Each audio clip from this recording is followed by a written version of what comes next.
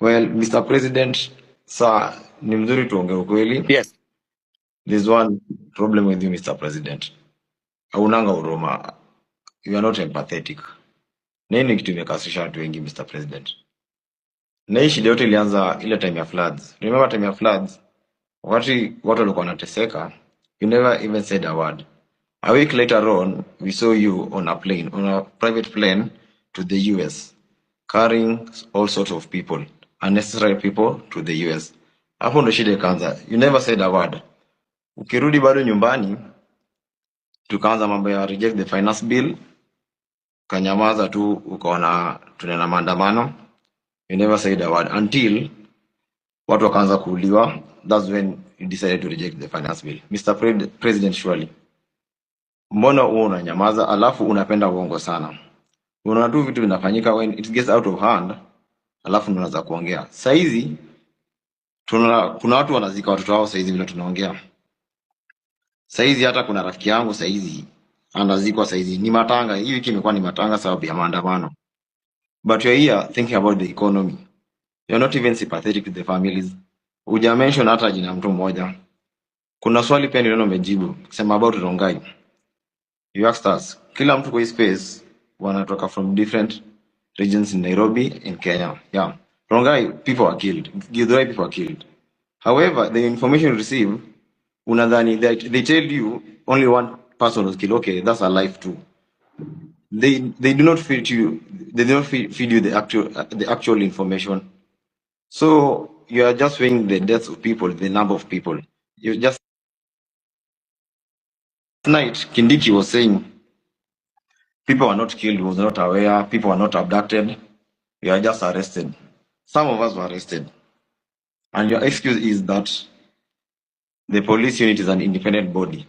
Surely, Mr. President, watu watakuwa wanauliwa alafu unasema police unit is independent. Alafu wakati wanauliwa excuse unasema the economy is growing. How can this is right now the country is mourning. Properties worth of billions were banned. You have not addressed that.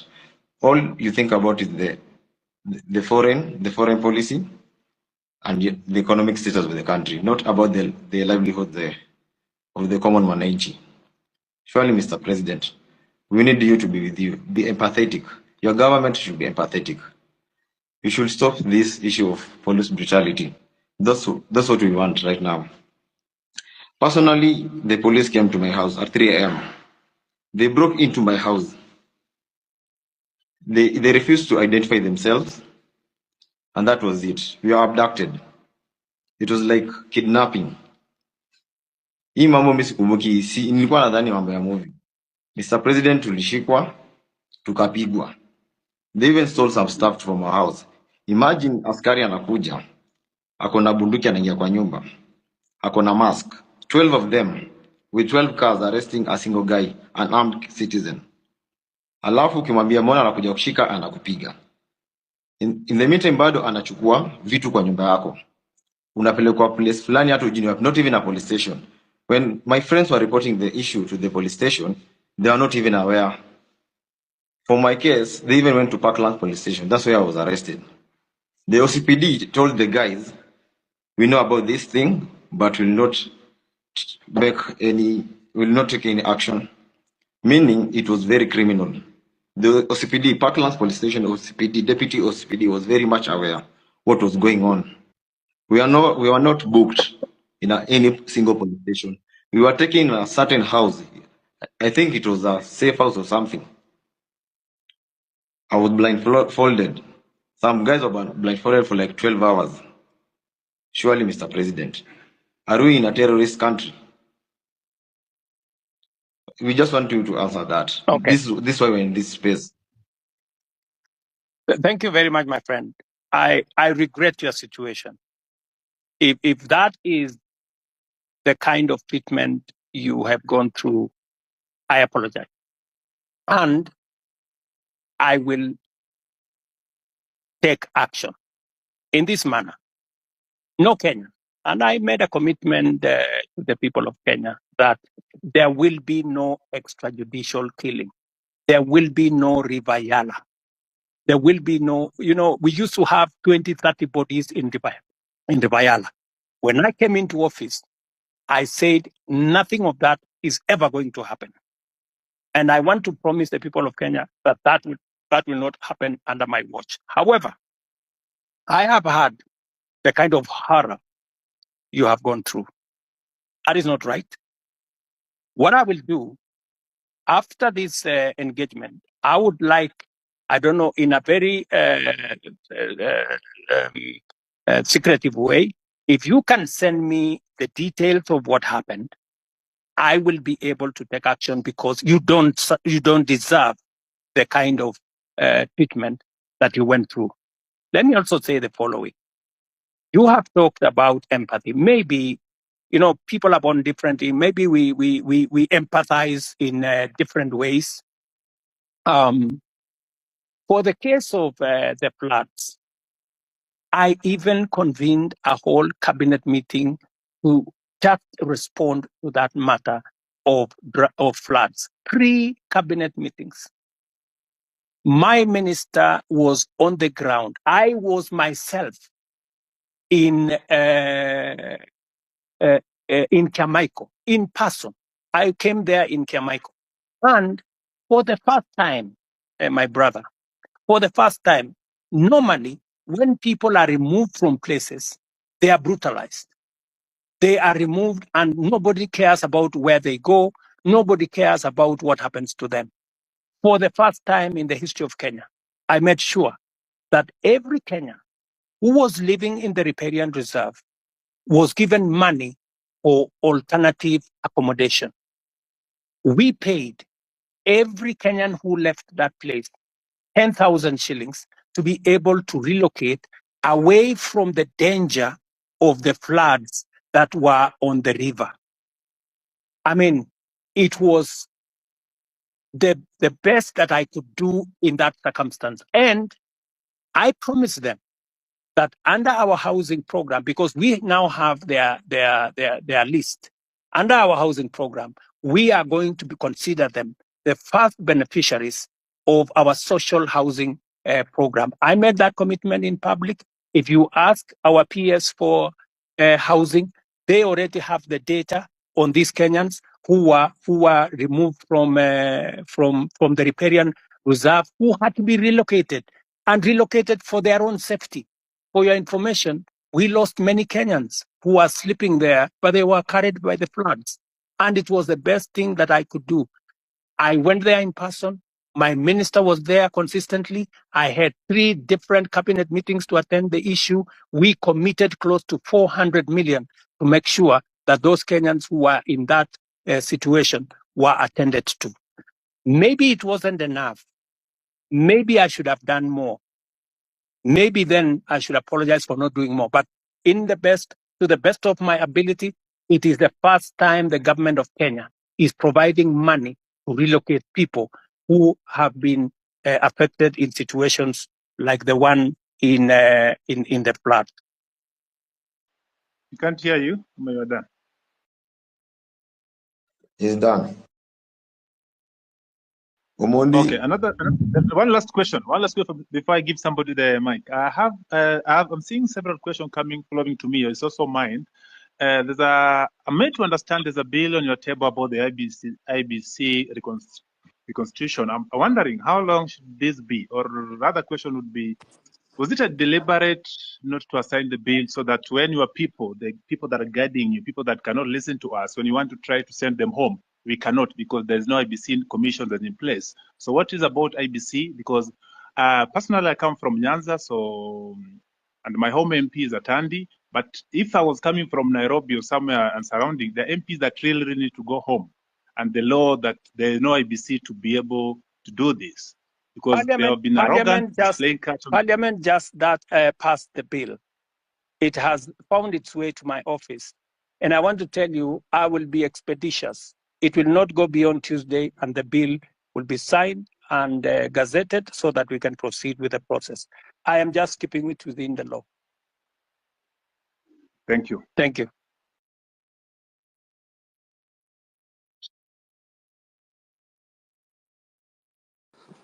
Okay. Thank you, Mr. President. I think we can get another. I'm having issues with my phone. I don't know why. I mean, fanyele kitu. So let's get. Hi guys, can you hear me? Osama, can you hear me? Yes, we can hear you, Mila. So Proceed. mine is not. Guys have said all the things that guys would have to say. Mine is Mr. President. Probably, I think I should address you as Baba Sharlin. Probably you will get where I'm coming from. And And can I have your name if you don't mind? Do you mind saying your name? But if you don't want, it's okay. my name is Mila. Mila. Okay, Mila. So on the eve of the guys who are protesting to the parliament, I'm a photographer and that's what I do. And the guy who was shot, he was shot right in front of me. And it's something that has been living with me in my head since that day. And it really pisses me off. Like, I'm really pissed off. Like, the day you addressed the nation on that Tuesday, no one was remorseful. Like there was no, like, it's like, I don't know. It's just like life doesn't matter to you guys in the government. Okay, I'll give you that. Later you came and apologized, but still, people in your government walk to TV stations. It's like life don't matter. And that thing, it has been disturbing me because I saw the boy being killed. Even if you go back, you can go check Larry Madowo videos. He traced how the boy was. He was carrying nothing. Like literally, he was carrying nothing. I know you've spoken about this over and over, but my question is, and it's not even a question, mine is probably just go back and reflect. You are a father, you are a granddad. How would someone feel when the child is dead? I bet from where I stand, none of your government officials have even visited the families or reached out to the families from where I stand. Probably you guys just go back and reflect. Do we really matter as people who elected you? Like where do we stand? Where do we stand as young youths? Like the guy called Rex, he was a guy, basically was a guy who was born in 2002. Now he's dead. How does the mother feel? And some of your officials work in TV stations, go on social media, and they're like, wanajipiga kifua, mtu anajipiga, and that someone was fucking, someone died. It's painful, Mr. President. I'm talking this because I saw the boy dead. I even have the videos when the boy was shot. All I'm asking is let's have empathy. Someone just reaching out, huh? And to the families. That's all I'm saying. Guys, go back and reflect and just have empathy. And then this thing of guys kujipiga kifua, it doesn't make sense. Someone like Nyamu, like, why is he even there? That's all I have to say.